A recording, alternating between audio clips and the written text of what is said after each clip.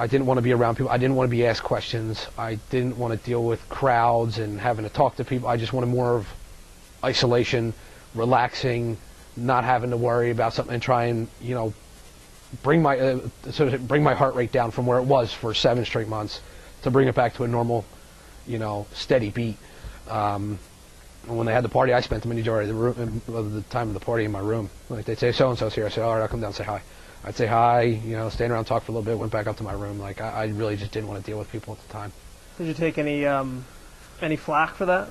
No. I was lucky enough that I had my father, who was in Vietnam, as a buffer, who could explain, like, he just needs a space right now. It's a difficult time. So he was able to put it into words the way like me, it was more of, like, I was feeling the raw emotions. So I couldn't just sit and say, like, you guys need to leave me be. Could you sit and talk to him about it? Yes. We went down to the Marine Corps Museum not long after I got back, and the whole ride down, he talked to me about stuff that I had never heard before. He was more willing, like before when you had asked about him talking about it, and I said he talks about the people. At this point, me having been in Iraq, he was comfortable speaking to me about what Vietnam was truly like from his experience, because he knew I could share what Iraq was like with him, and we could both kind of understand each other, having been both being in combat. Why do you think? I mean, certainly because he's been to Vietnam and he's experienced combat. Well, why do you think that is, that he's able to? I feel that he understands what it feels like to go through that, what it feels like afterwards, to lose friends, to feel the residual effects of war after you've gotten back. So we're both on the same wavelength when it comes to experiences, and I don't think it's combat's combat.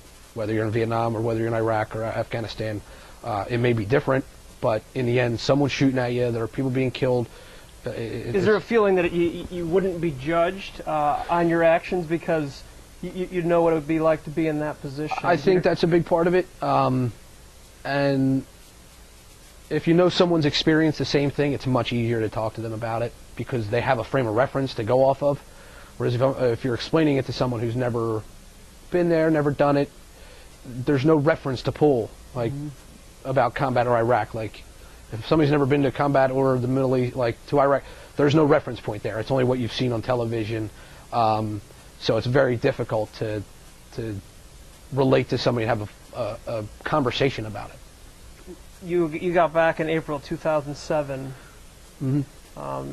10, 15 days at home. How long did you take at home? I took 30 days, actually. I had 30 days saved on the books, and I figured I was taking all of them. How did the last 10 days of it go?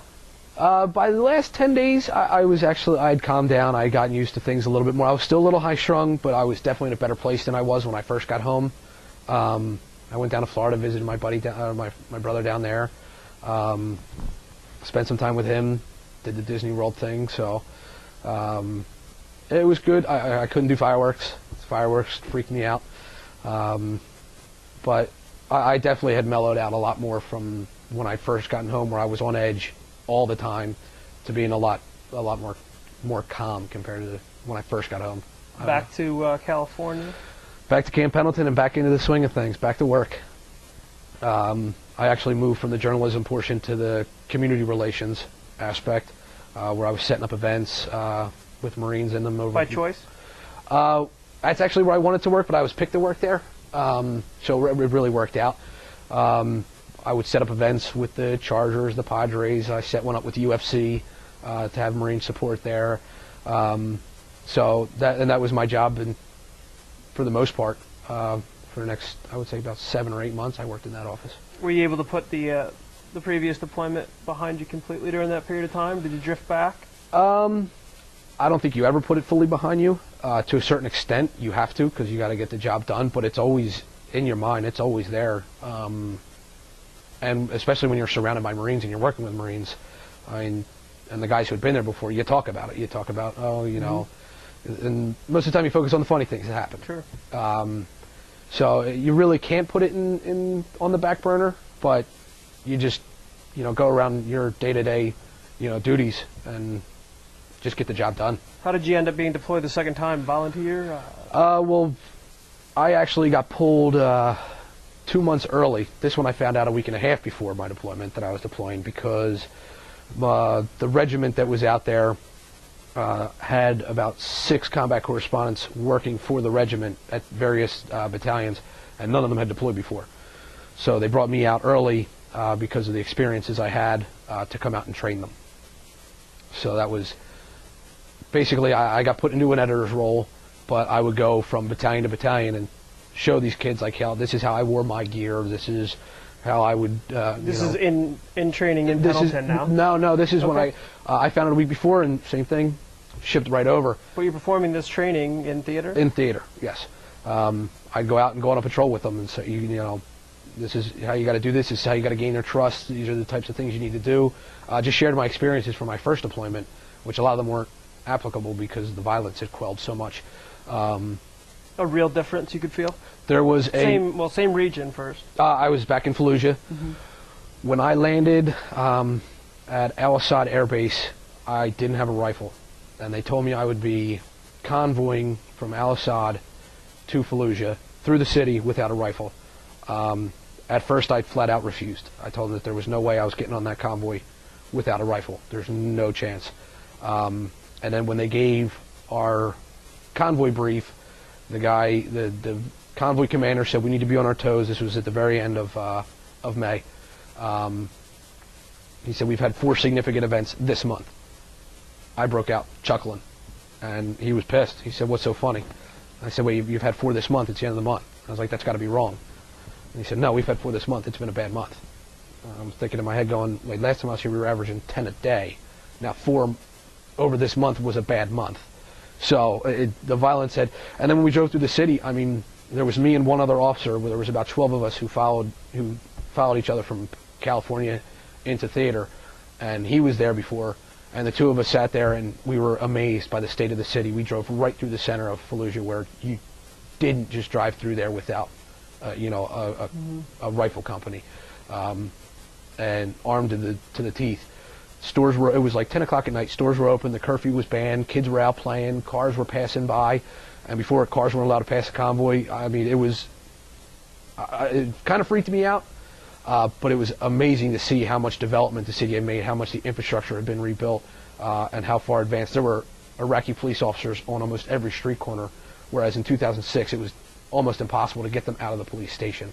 Did you feel like that the improvements that you were personally witnessing were being actively reflected in the media? I don't think that they were being reflected as much as they should have been, because, I mean, as a journalist, they even tell you, if it bleeds, it leads. People want to see action. They want the violence is what draws people in, and that's what people were focusing on. They weren't focusing on the fact that we rebuilt, the government center, that we've got, 800 Iraqi police now as opposed to 30. The key elements of the stuff, like the civil affairs stuff we were doing, wasn't being highlighted. It was, all right, when violence happened, that would be when it was reported. But not as a liberal or conservative conspiracy, just the fact that simply it's not a story that would sell. Exactly. I don't think it was swaying left or right. It was just, all right, we've been here for 5 years at that point in 2008. You need to have an interesting story for it to make the news at this point. Could you sense a difference in the morale between the deployments within the troops and commanders you spoke with?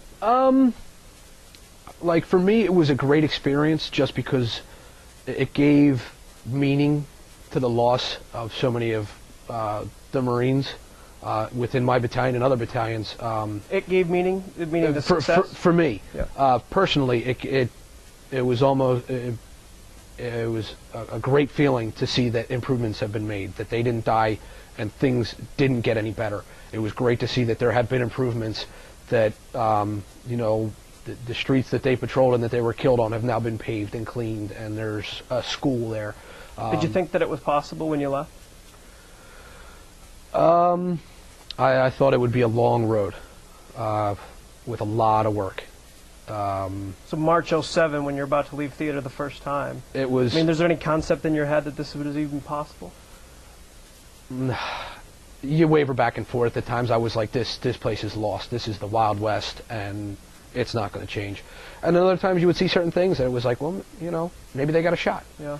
So it's depending on the mood. Yeah.